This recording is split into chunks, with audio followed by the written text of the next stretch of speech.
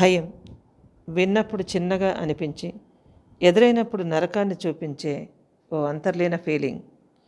ఆ భయానికి ఆధారం చీకటి. ఆ చీకటిలో భ్రమలు, రహస్యాలు ఎన్నో. ఆ భ్రమలు నిజాలుగా మారితే ఆ జీవితం ఓ పీడకలగా మిగిలిపోతుంది. అలాంటి అనుభవాలు ఎన్నెన్నో. రావులపాలెంలో ఉంటారు.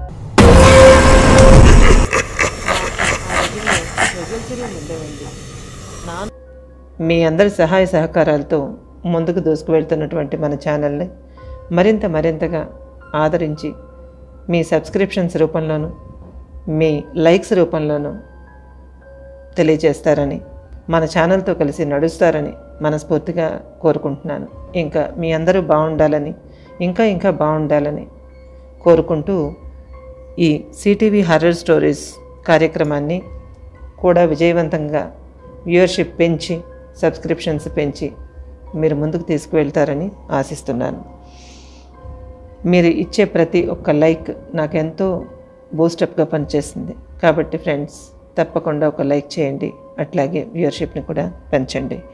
ఇప్పుడు నేను చెప్పబోతున్న ఈ కథలాంటి భయానక సంఘటన. ఉదయం 10 గంటలు అవుతుంది. బద్ధకంగా లేచింది నీరజ. అబ్బో 10 అయిందే, మెలకువే రాలేదు అనుకుంటూ పక్కకి చూసింది. బెడ్ మీద భర్త రాజీవ్ లేడు. అప్పుడు గుర్తుకొచ్చింది, రాత్రి తనకు ఉదయాన్నే పనుంది, ఎర్లీగా వెళ్ళిపోతాను అని చెప్పాడుగా. తన పెద్ద పేరున్న కంపెనీలో జనరల్ మేనేజర్గా చేస్తున్నాడు. ఎప్పుడు బిజీ, క్యాంపులకు ఎక్కువగా వెళ్తూ ఉంటాడు. నీరజకి ఏ లోటు లేదు. భర్త, 2 అందమైన పిల్లలు మరియు హోదా కలిగిన జీవితం. మొన్నే కొత్తగా ఈ ఇంటికి షిఫ్ట్ అయ్యారు. ఇల్లు చాలా రిచ్గా, అందంగా ఉంది. కానీ సిటీకి కొంచెం దూరంగా ఉంది. అదొక్కటే నీరజకు నచ్చలేదు. అవును, నిజమే కదా, పిల్లలు లేచారో లేదో అనుకుంటూ ఆలోచనలకు ఫుల్ స్టాప్ పెట్టి వాళ్ళ బెడ్రూమ్ దగ్గరకు వెళ్ళింది. చింటూ, మింటూ లేవండి అంటూ పిలిచింది. కానీ అక్కడ ఇద్దరు లేరు. బయటకు వచ్చి చూసింది. అప్పటికే అక్కడ పని మనిషి లక్ష్మి ఏదో పనిచేస్తూ కనిపించింది. లక్ష్మి, పిల్లలేరి అడిగింది. పిల్లలు పొద్దున్నే లేచారమ్మా, గార్డెన్లో ఆడుకుంటున్నారు అంది లక్ష్మి. ఆడుకుంటున్నారా ఇంత పొద్దున్నే అనుకుంటూ గార్డెన్లోకి వెళ్ళి చూసింది నీరజ. పిల్లలు చాలా హ్యాపీగా, పిలుస్తున్నా వినిపించుకోనంత ఇష్టంగా ఆడుకుంటున్నారు. పిల్లల సంతోషాన్ని తను ఎంజాయ్ చేస్తూ చూస్తూ కూర్చుంది. అదే టైంలో ఒకటి గమనించింది. పిల్లలు అస్తమానం పక్కకి చూస్తూ నవ్వుతున్నారు. కానీ అక్కడ ఎవరూ లేరు. అలా ఎందుకు చేస్తున్నారు అనుకుంటూ వాళ్ళ దగ్గరకు వెళ్ళింది. చింటూ, మింటూ రండి, ఏంటి పొద్దున్నే ఆటలు, టిఫిన్ చెదురుగాని రండి అంది. ఓకే మమ్మీ అంటూ వస్తూ ఎవరికో బాయ్ చెప్తున్నారు. ఇదేంటి బాయ్ చెప్తున్నారు, ఎవరికిరా ఆశ్చర్యంగా చూసింది. ఎందుకో కొంచెం వింతగానో కొంచెం భయంగానో అనిపించింది.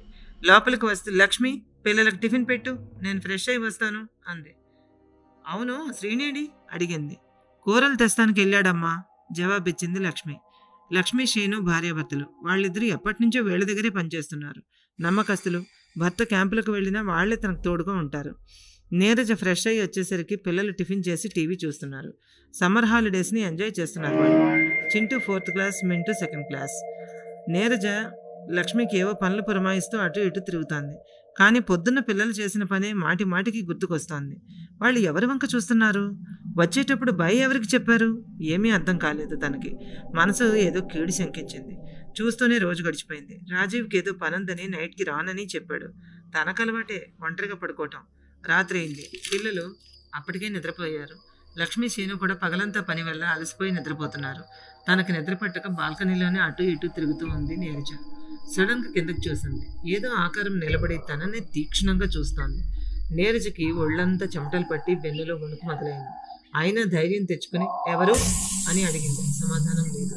ఆకారం మెల్లగా కదులుతూ తన వైపే వస్తున్నట్టుగా ఉంది. వెంటనే నీరజ లోపలికి వెళ్ళి డోర్ పెట్టేశారు.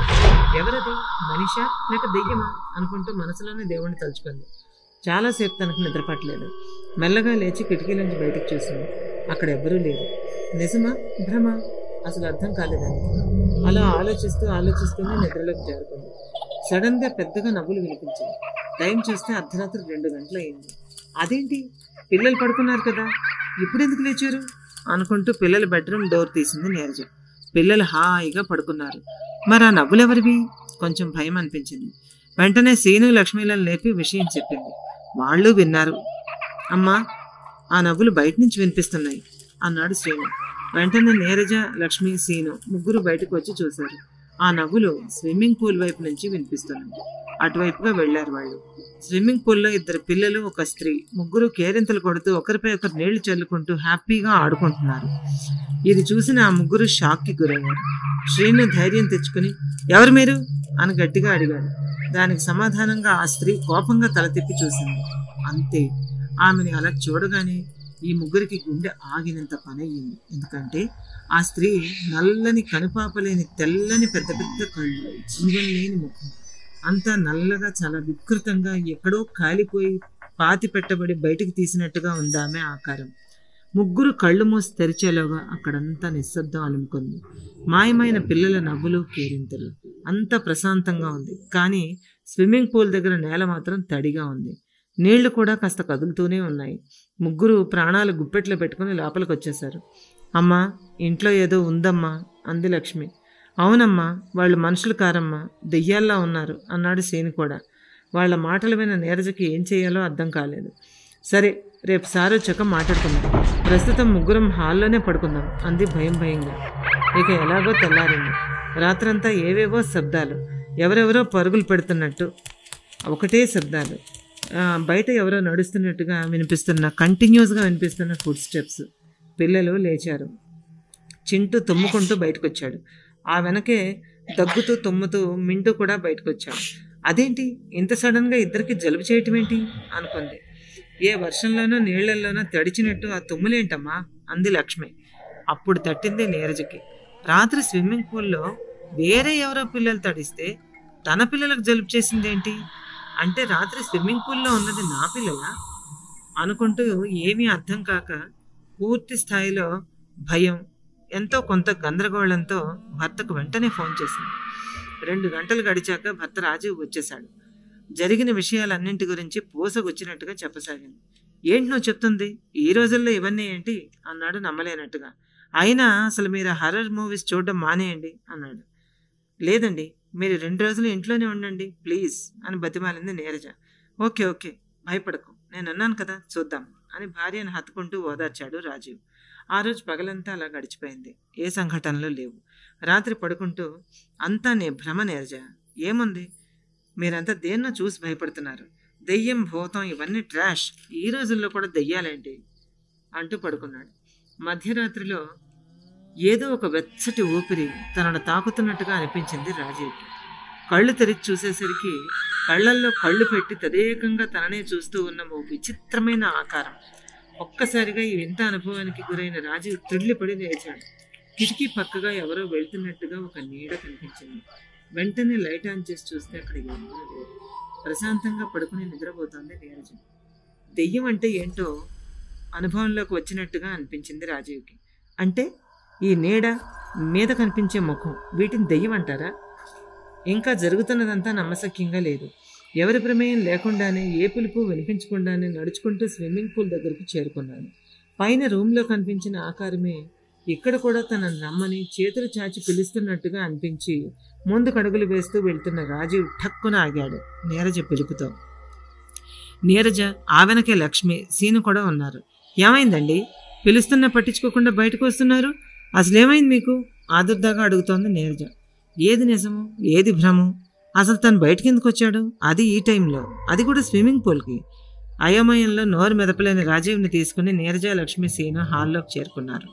పెద్ద సౌండ్ పెట్టుకుని టీవీ చూస్తున్న పిల్లలు కనిపించారు. పిల్లలతో పాటు పెద్దగా నవ్వుతూ ఉన్న స్త్రీ గొంతు మాత్రం వినిపిస్తోంది. రూపం అయితే కనిపించడం లేదు. ఎంత పిలిచినా పిల్లలు పలకటం లేదు. అసలు పట్టించుకొని మరో లోకంలో ఉన్నారు పిల్లలు. ఈలోగా స్టోర్ రూమ్లో నుంచి గట్టిగా అరుపులు, ఎవరో తలుపులు బాదుతున్న శబ్దం దబదబా వినిపించసాగింది. అంతా ఆ గది ముందుకు చేరుకున్నారు.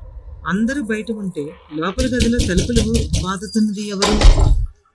ఇంకా విచిత్రంగా అనిపించింది. ఎవరికీ ఏమీ అర్థం కాలేదు. ధైర్యం చేసి సీను ఆ గది తలుపులు తీసేసరికి ఏడుస్తూ బయటకు వచ్చారు పిల్లలు చింటూ మింటూ. ఎందుకమ్మా మమ్మల్ని రూమ్లో పెట్టి డోర్ లాక్ చేసావు, నాకెంత భయం వేసిందో అని అడుగుతున్న చింటూను చూసి నోట మాటకు రాలేదు నీరజకి. ఇప్పుడిప్పుడే రాజీవ్కి అంతా అర్థమవుతాను. అంటే నీరజ రూపంలో పిల్లలిద్దరినీ ఆ గదిలో ఉంచి తలుపులు వేసింది.